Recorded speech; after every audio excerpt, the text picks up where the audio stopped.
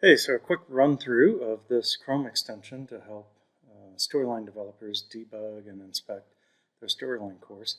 So you can see I have a Storyline course loaded up in my browser here, Chrome, and I'm going to open my DevTools, and I have a new tab at the top called Storyline Course Inspector.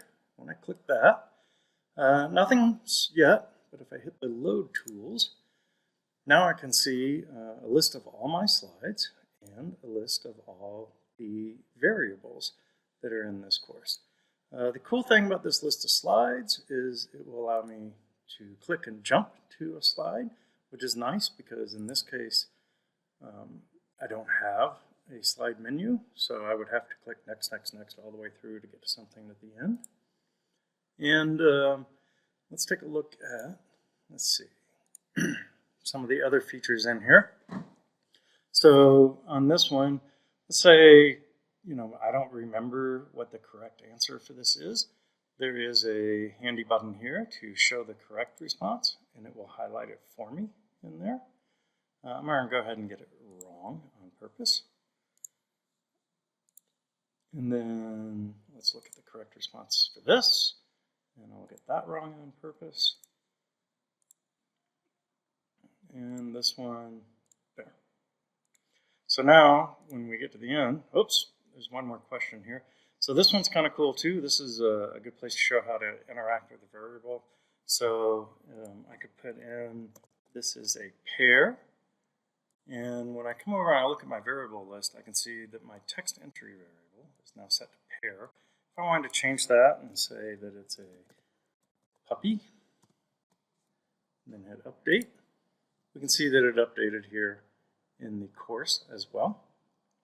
And now, I think that's my last question.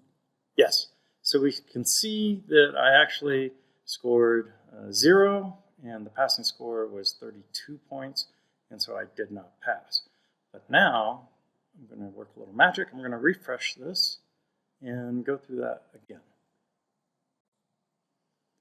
So now what I'm going to do is jump to the questions, and first I'm going to set the passing score to 0, and I'll get these wrong again.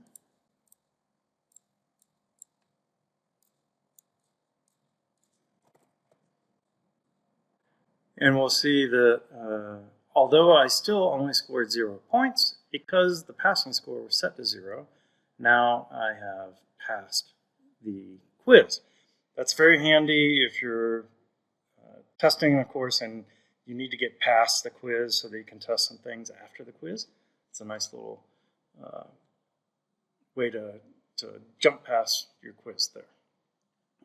Also, let's take a look at another course real quick. And in this one, I just want to show how the unlock slides work as well. So I'm going to pop open my Storyline Inspector. I'm going to load the tools. And before I hit the button, I'm going to just show, like, I can't navigate to any of these slides. I have to hit the next button, and even then, I cannot navigate back because this course is extremely locked down. But if I click this button here to unlock navigation, I can now jump to any slide that I want in my course. And let me illustrate how some more of these variable updates can impact your course. So if I go back to this slide here, I have this state set up to change when a variable changes. And that variable is my show box.